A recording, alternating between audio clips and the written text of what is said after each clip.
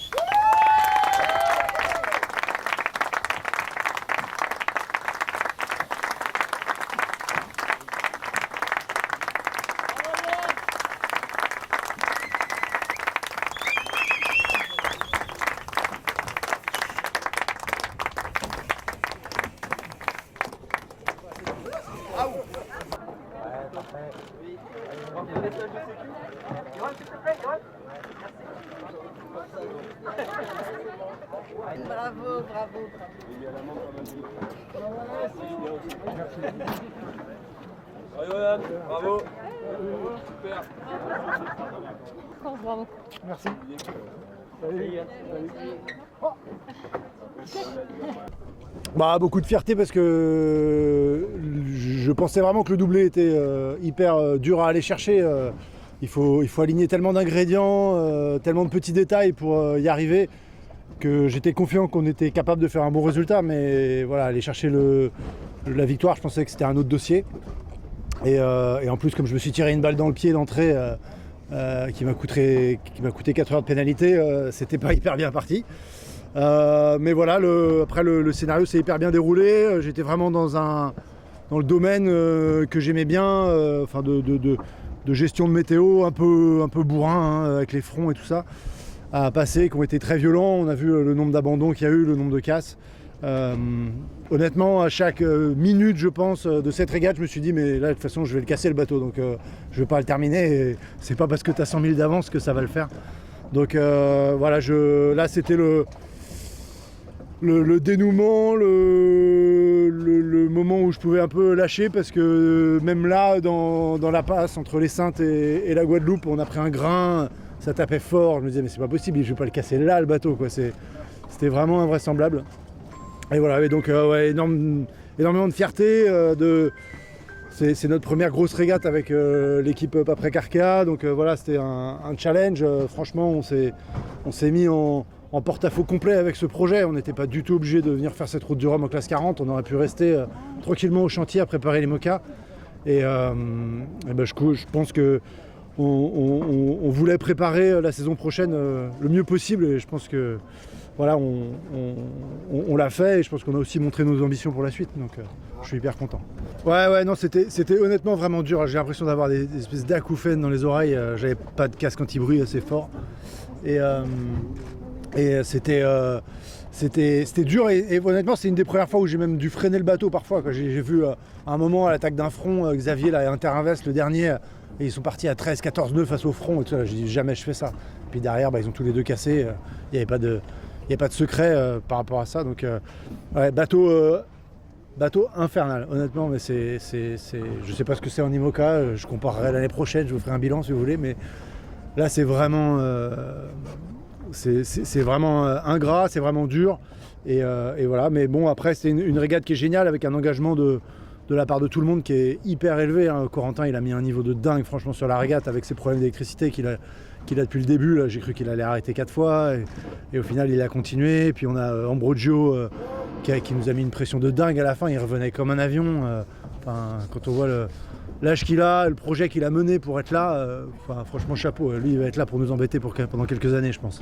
Mais une belle flotte et voilà, il est hyper fier de l'avoir remporté parce que je pense que le plateau était quand même encore plus relevé qu'il y a 4 ans.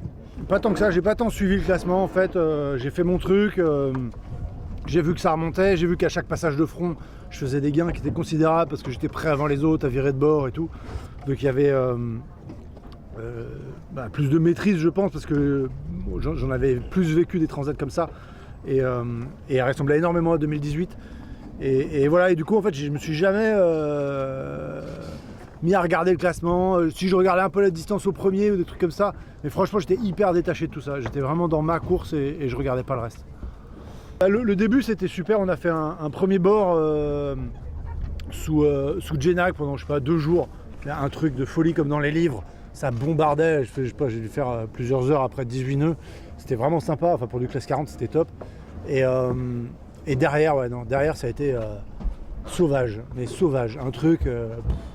des vagues énormes dans tous les sens, on se tapait 10 minutes de surf parfait comme dans les livres et d'un seul coup, mais Bagdad complet, ça sautait, le bateau il retombait, obligé de le ralentir parce que en fait il partait tellement vite dans les surfs et quand on atteignait des fois 23, 24, 25, obligé de dire non mais j'arrête et je vais me satelliser complet dans cette histoire là et même moi dans le bateau je sais pas où est-ce que je vais terminer. Donc c'était assez surprenant et pas très agréable pour le coup, mais ouais, j'avoue que les 2 derniers jours j'ai un peu décroché, je répondais plus trop aux messages et j'étais un peu dans ma bulle à comater comme un sanglier au fond de son bateau là. Et bon, c'est pas ma vision parfaite de la régate, mais voilà, faut savoir faire ça aussi un petit peu j'imagine. Première semaine, ouais, grave. Franchement c'était l'éclate. C'était l'éclate même jusqu'au moment où on attaque un des derniers fronts là au nord des Açores. Et moi je suis prêt à aller chercher le 4e derrière. Et là il y a Inter-Invest qui pète. Je vois Xavier qui vire de bord très tôt. Et je me dis là lui il va passer dans les Açores, il abandonne le projet. Et je me dis Corentin de toute façon lui il doit s'arrêter, il n'a pas d'énergie. Et donc je me dis en fait je dois plus jouer Corentin, je change complètement de stratégie, je taille au sud. Et là je bombarde pour arriver à Terceira en premier. Et là pareil derrière, je renquille la bonne stratégie et je vois qu'ils font des erreurs. D'entrée, ils ont enchaîné 2-3 jusqu'à la sortie de la dorsale et puis le passage dans l'Alizé.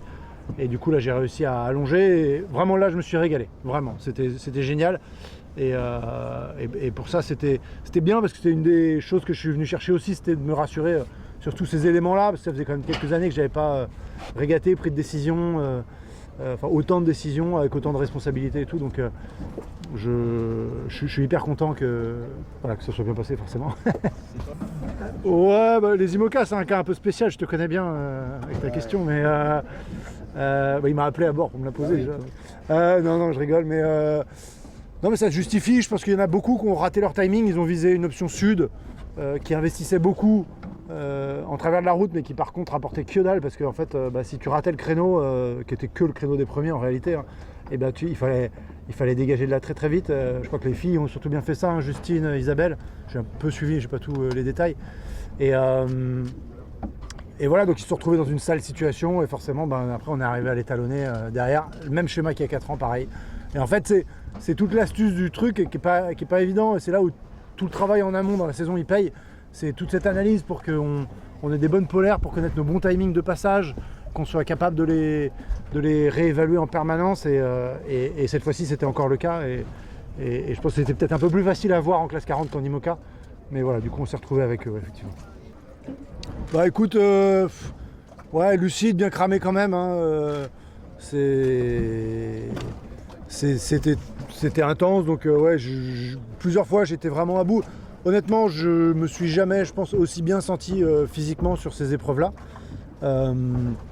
Je suis sorti de la première semaine, je savais que j'étais cramé en termes de sommeil, mais j'étais nickel, mais vraiment nickel à bord, et du coup j'enchaînais les choses assez rapidement, et donc dans tout ce passage dorsal avec quelques manœuvres, je suis ressorti bien, mais là j'étais rincé complet, et là j'ai commencé à dormir, c'était beaucoup plus propice, et du coup j'ai eu une gestion du sommeil qui était assez différente de d'habitude, parce que je ressentais pas cette fatigue comme je la sentais habituellement, et en plus j'avais très mal travaillé les endroits où dormir dans le bateau, donc autant dire que c'était très désagréable d'essayer de dormir. Du coup voilà, ça poussait pas à aller faire une sieste. Voilà, j'espère un peu de confiance, d'esprit d'équipe aussi, parce que là j'en ai une quinzaine à la maison qui sont la tête dans le chantier tous les jours à essayer de terminer un bateau pour fin janvier.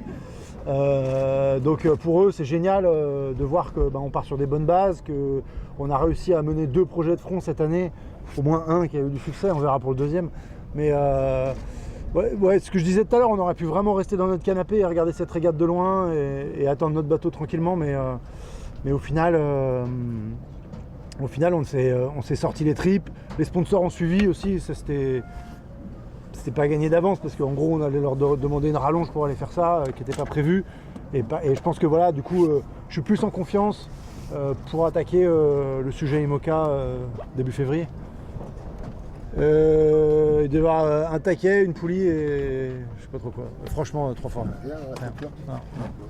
Non, rien, de ce que j'ai vu non, mais je pense pas, j'avais inspecté plusieurs fois, non c'était solide, bien construit dans le Médoc.